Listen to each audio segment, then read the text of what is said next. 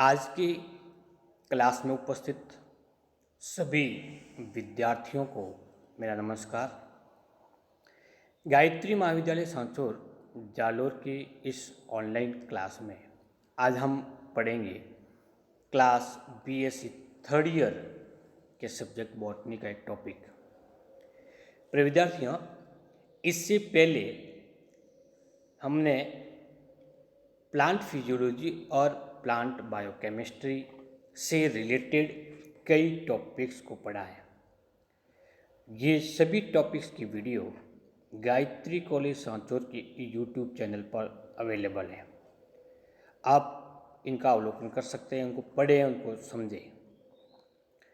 हम आज पढ़ने जा रहे हैं सब्जेक्ट बॉटनी के तीसरे पेपर।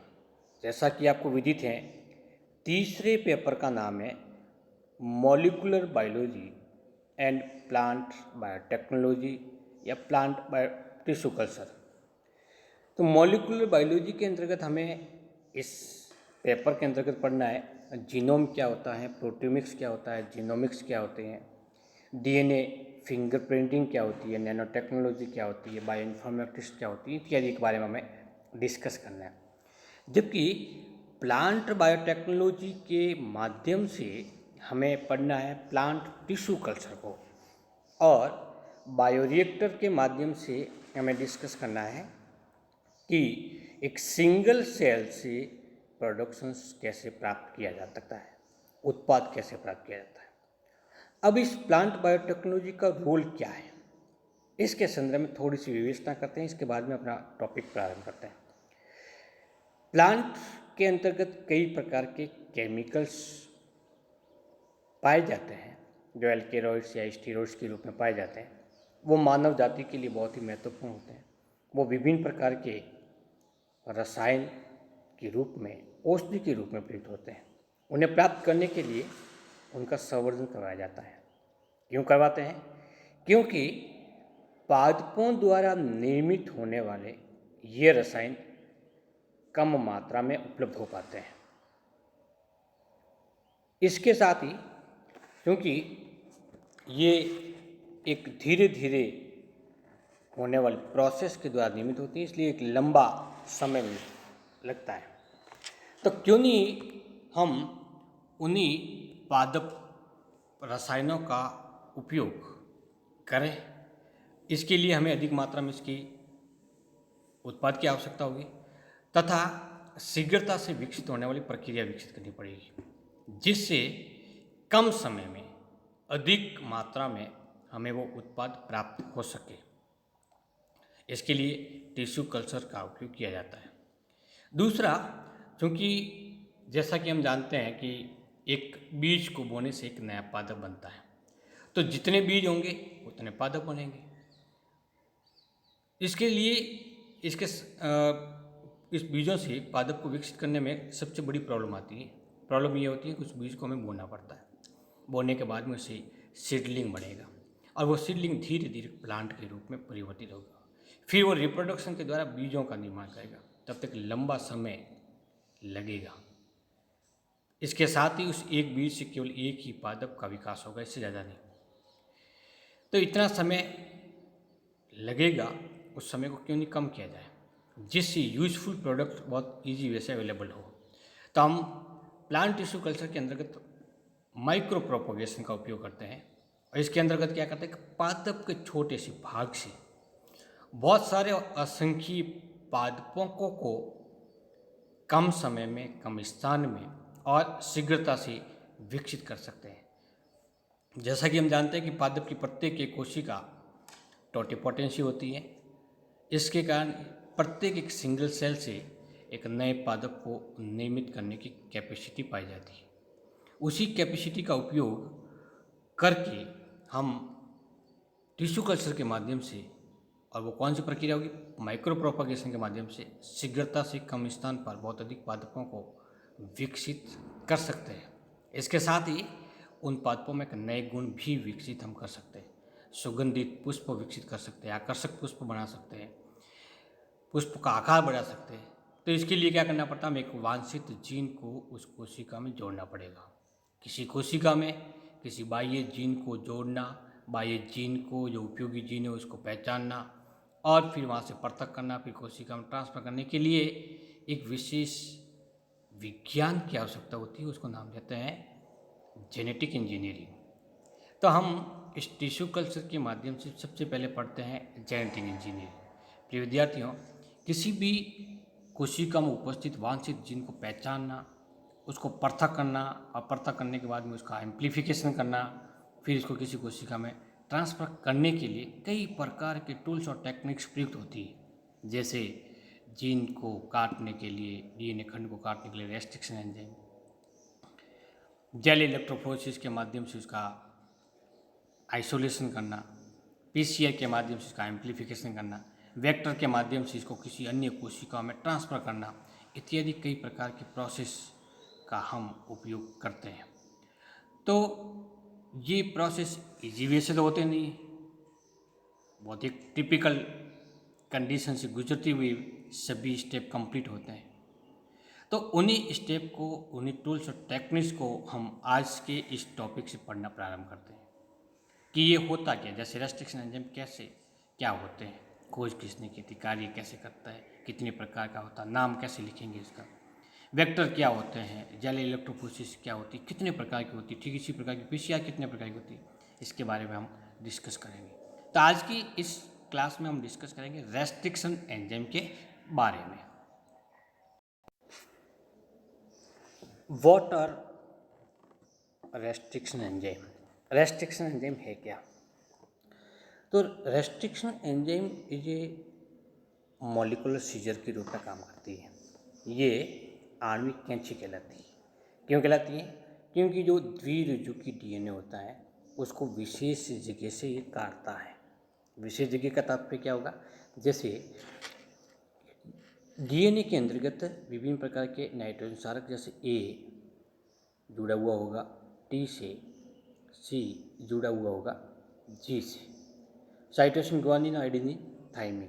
तो ये काटेगा कहाँ से? एडेनिन और साइटोसिन के बीच में पाए जाने वाले फॉस्फोडाइएस्टर बॉन्ड को तोड़ेगा ये। तो ये एक स्पेसिफिक साइट होगी। तो एक प्रत्येक रेस्ट्रिक्शन एंजाइम कोशिका में पाए जाने वाले डीएनए को एक निश्चित जगह से काटते हैं। सेकेंड, सामान्य तौर पर इस प्रकार के एंजाइम्स प्रोकैरियोटिक कोशिका के अंतर्गत मिलते हैं और मुख्य रूप से किसमें मिलेंगे? ये बैक्टीरिया के अंतर्गत। थर्ड, ये उन कोशिका में जिनमें ये पाया जाता है वहाँ पे क्या कार्य करता है? मैनिपुलेटिंग डीएनए करता है। डीएनए को काट करके वापस उसको जोड़ता है, मैनिपुलेटिंग करता है, जिसके कारण अनावश्यक खंड होते हैं वो बाहर निकल जाते हैं। तो इस प्रकार से एक प्रोकैरियोटिक कोशिका में पाए जाने वाले विशेष प्रकार के एंजाइम जो न्यूक्लिक एसिड को विशेष जगह से काटते हैं, ऐसे सभी एंजाइमों को रेस्ट्रिक्शन एंजाइम्स कहा जाता है। अब रेस्ट्रिक्शन एंजाइम दो प्रकार के होते हैं, एक तो होता है एंडोन्यूक्लियस और दूसरा होता है एक्सोन्यूक्लियस। एंडो का मतलब जो न्यूक्लिक एसिड को मध्य से काटते हैं वो एंडोन्यूक्लियस, और जो उसको सिरों से काटता है उसको एक्सोन्यूक्लियस रेस्ट्रिक्शन एंजाइम कहते हैं। जिन कोशिकाओं में रेस्ट्रिक्शन एंजाइम पाया जाता है उन कोशिकाओं में इसका रोल क्या है? तो सामान्यतः कोशिकाओं को नष्ट करने के लिए जिस लिविंग ऑर्गेनिज्म या बायोलॉजिकल एजेंट जो काम करता है वो कहलाता है वायरस। वायरस बैक्टीरिया के ऊपर आक्रमण करके उसको नष्ट कर देता है। ऐसे सभी वायरस को बैक्टीरियोफेज कहा जाता है। तो मुख्य रूप से रेस्ट्रिक्शन एंजाइम प्रोकैरियोटिक कोशिका अर्थात जीवाणु में पाई जाती है और वहाँ पर उपस्थित रह करके उस जीवाणु को बैक्टीरियोफेज से सुरक्षा प्रदान करने का कार्य करता है। दूसरा, डीएनए जो बैक्टीरिया के अंदर पाया जाता है वो अपने आप ही कई बार रेप्लिकेट होना प्रारंभ हो जाता है। तो रेप्लिकेट होने के कारण अनावश्यक खंडों का निर्माण हो जाता है। वो रेस्ट्रिक्शन एंजाइम उन खंडों को काट करके उसको बाहर निकाल देता है। तो prevent the replications of phage by cleaving its DNA at specific site। और थर्ड नंबर है प्रत्येक कोशिका में परपोषिका डीएनए मिथाइलेज के द्वारा मिथिलीकृत हो जाता है, मिथाइलेशन हो जाता है। इसका मतलब क्या हुआ कि मिथाइलेज एंजाइम की प्रेजेंस में एक मिथाइल ग्रुप डीएनए के एडेनिन या साइटोसिन से जुड़ जाता है। किससे जुड़ेगा? या तो एडेनिन से जुड़ेगा या फिर जुड़ेगा साइटोसिन से। और जैसे ही वो डीएनए मिथिलीकृत हो जाता है वो तुरंत प्रभाव से सुरक्षित हो जाता है, उसका आगे कोई क्लीवेजन नहीं होता। तो ये रेस्ट्रिक्शन एंजाइम मूल रूप से स्पेसिफाइड जगह से काट करके उसको मिथाइलीकृत कर देता है, फलस्वरूप डीएनए रेस्ट्रिक्शन एंजाइम से अप्रभावित रहता है। अब प्रश्न ये उठता है कि बैक्टीरियोफेज को तो नष्ट कर देता है लेकिन जीवाणु को नष्ट क्यों नहीं करता? क्योंकि रेस्ट्रिक्शन एंजाइम मॉलिक्यूलर सीजर के रूप में प्रयुक्त होता है, क्योंकि ये न्यूक्लिक एसिड या न्यूक्लिक अम्ल के अणु को काटता है। जीवाणु का डीएनए मिथाइलीकृत होता है जबकि उस कोशिका को संक्रमित करने वाला परपोषी कोशिका का डीएनए मिथाइलीकृत नहीं होता। Restriction enzyme non methylated DNA के ऊपर कार्य करता है, मिथाइलेटेड के ऊपर नहीं। इसीलिए क्योंकि स्वयं बैक्टीरिया का डीएनए या न्यूक्लिक अम्ल मिथिलीकृत होने के कारण उसी के रेस्ट्रिक्शन एंजाइम उसके ऊपर कार्य नहीं करते, जबकि परपोषी कोशिका के डीएनए मिथाइलीकृत नहीं होने के कारण रेस्ट्रिक्शन आसानी से उसके ऊपर कार्य करते हुए उसको छोटे छोटे खंडों के अंदर विभक्त कर देता है। जब छोटे छोटे खंड बन जाते हैं तो वो डीएनए निष्क्रिय हो जाता है, अक्रिय हो जाता है। इस कारण क्योंकि रेस्ट्रिक्शन एंजाइम डीएनए को काटता है, मॉलिक्यूलर छोटे लेवल के अणुओं को काटता है, इसलिए इसको मॉलिक्यूलर सीजर के नाम से इसको जाना जाता है। तो ये आपको स्पष्ट रूप से समझ में आ गया होगा कि रेस्ट्रिक्शन एंजाइम जीवाणु पाया जाता है और जीवाणु पर कार्य नहीं करता है, जीवाणु के डीएनए पर कार्य नहीं करता है, जबकि ये जीवाणु भोजी के डीएनए पर आसानी से कार्य करता है। रेस्ट्रिक्शन एंजाइम की खोज जब देखते हैं तो सबसे पहले हिंड सेकेंड प्रकार का रेस्ट्रिक्शन एंजाइम 1970 में खोजा गया था। ये एंजाइम डब्ल्यू आर्बर के द्वारा खोजा गया था, इसलिए डब्ल्यू आर्बर को रेस्ट्रिक्शन एंजाइम के खोजकर्ता के नाम से जाना जाता है। इसके साथ ही हिंड सेकेंड को सबसे पहले 1970 के अंतर्गत आइसोलेट किया गया था। इसके बाद में धीरे धीरे कई प्रकार के एंडोन्यूक्लियोज एंजाइम की खोज की जा चुकी है और हो रही है। अभी तक लगभग 3000 प्रकार के रेस्ट्रिक्शन एंजाइम की स्टडी पूर्ण रूप से हो चुकी है और लगभग 600 से लगा करके 900 रेस्ट्रिक्शन एंजाइम इस प्रकार के हैं जो कॉमर्शियल अवेलेबल हैं और इनका उपयोग डीएनए के मैनिपुलेशन और मॉडिफिकेशन के लिए कई लेबोरेटरीज में किया जा रहा है। रेस्ट्रिक्शन एंजाइम के प्रकार और उसका नामकरण करने से पहले पढ़ लेते हैं कि वो किस प्रकार से कार्य करता है। तो रेस्ट्रिक्शन एंजाइम की मैकेनिज्म ये कहती है कि वो डीएनए के निश्चित क्षेत्र से काटता है, एक स्पेसिफिक सीक्वेंस होती है, उस सीक्वेंस से ये काटता है। सीक्वेंस क्या होती है? हमें ये पता है कि दो न्यूक्लियोटाइड जब पॉलीन्यूक्लियोटाइड की संरचना बनाते हैं तो जुड़े किससे होते हैं? वो फॉस्फोडाइएस्टर बंध से जुड़े होते हैं। तो हमेशा restriction enzyme sugar phosphate backbone जो बनती है शुगर से और फॉस्फेट से, उसको तोड़ने का कार्य करता है। और तोड़ेगा कैसे? वो तोड़ेगा हाइड्रोलाइजिंग और फॉस्फोडाइएस्टर बॉन्ड को तोड़ करके। सेकेंड, ये हमेशा शुगर के तीसरे कार्बन और फॉस्फेट के मध्य पाए जाने वाले बॉन्ड को तोड़ता है। शुगर से शर्करा से, जो डीऑक्सीराइबो शर्करा होती है, उस शर्करा से थर्ड कार्बन और फिफ्थ कार्बन से दो फॉस्फेट समूह जुड़े होते हैं। किससे? 3rd से और दूसरा होता है 5th से। तो हमेशा एंडोन्यूक्लियोज एंजाइम फॉस्फेट और शर्करा के बॉन्ड को तोड़ता है, तोड़ेगा यही से, लेकिन वो कौन सी जगह से होगी? वो होगी तीसरे कार्बन, शर्करा के तीसरे कार्बन और उससे जुड़े हुए फॉस्फेट के मध्य पाए जाने वाले बंध को तोड़ने का कार्य करता है। रेस्ट्रिक्शन एंजाइम कभी भी 5वें कार्बन और फॉस्फेट के मध्य बंध को तोड़ता नहीं है। रेस्ट्रिक्शन एंजाइम जिस जगह पे कार्य करता है वो एक विशेष स्थल होता है और उस स्थल को नाम देते हैं पैलिंड्रोमिक सीक्वेंस। पैलिंड्रोमिक सीक्वेंस क्या होती है? पैलिंड्रोमिक सीक्वेंस डीएनए में पाए जाने वाले एक निश्चित न्यूक्लियोटाइड की संख्या होती है जिन्हें 5 डेज से 3 डेज की ओर पढ़ने पर अथवा 3 से 5 की ओर पढ़ने पर वो एक जैसे लगते हैं। एक जैसे का मतलब दोनों की तरफ एक ही तरफ होता है। तो ये इन्वर्टेड और रिपीटेड सीक्वेंस होती है, इसको हम नाम देते हैं पैलिंड्रोमिक। पैलिंड्रोमिक सीक्वेंस ही हमेशा रेस्ट्रिक्शन एंडोन्यूक्लियोज एंजाइम शर्करा तथा फॉस्फेट के मध्य के फॉस्फोएस्टर बंध को ब्रेकअप करता है। अब ये पैलिंड्रोमिक सीक्वेंस कितने न्यूक्लियोटाइड की हो सकती है? तो ये अलग अलग रेस्ट्रिक्शन एंजाइम के लिए अलग अलग प्रकार की होती है। कुछ होते हैं वो 6 होती है, कुछ 10 होती है, 12 होती है, तो ये अलग अलग प्रकार की होती है।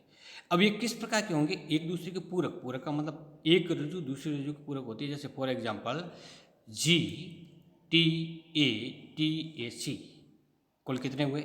6 न्यूक्लियोटाइड का एक रज्जु निर्मित होती है। तो उसकी कॉम्प्लीमेंट्री क्या होगी? CATATG।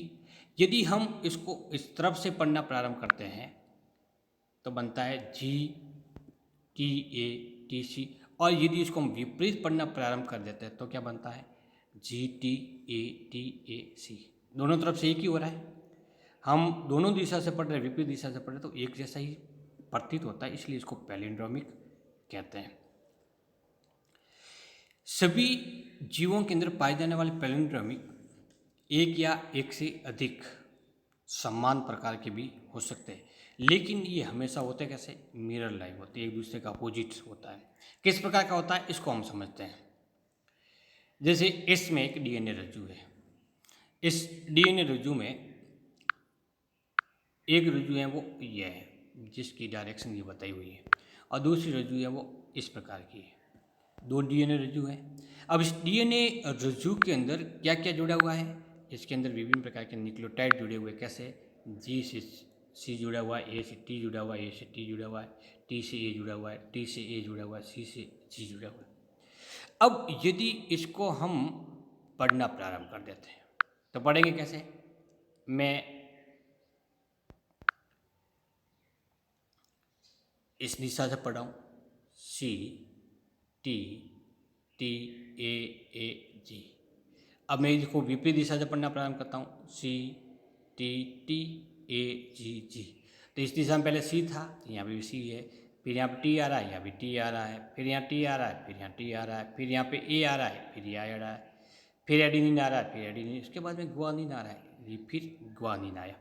तो इस प्रकार के डीएनए रज्जु या डीएनए में पाए जाने वाले वे खंड जिन्हें दोनों ही डायरेक्शन में पढ़ने से एक जैसे न्यूक्लियोटाइड की सीक्वेंस या अनुक्रम प्राप्त होता है, उसको हम पैलिंड्रोम सीक्वेंस के नाम से जानते हैं। तो प्रिय विद्यार्थियों, रेस्ट्रिक्शन एंजाइम हमेशा निश्चित पैलिंड्रोमिक अनुक्रम पर ही कार्य करता है और उसी जगह से काट करके वो डीएनए के अणु को 2 भागों में या 2 से अधिक भागों में विभक्त करता है। तो आज की इस क्लास में हमने रेस्ट्रिक्शन एंजाइम के पहले पार्ट के रूप में पढ़ा है कि रेस्ट्रिक्शन एंजाइम की खोज कैसे हुई और रेस्ट्रिक्शन एंजाइम किस प्रकार से कार्य करता है। हम नेक्स्ट क्लास में पढ़ेंगे कि रेस्ट्रिक्शन एंजाइम के कार्य करने के फलस्वरूप कितने प्रकार के सिरे विकसित होते हैं और उसके नामकरण की पद्धति। थैंक यू, नमस्कार।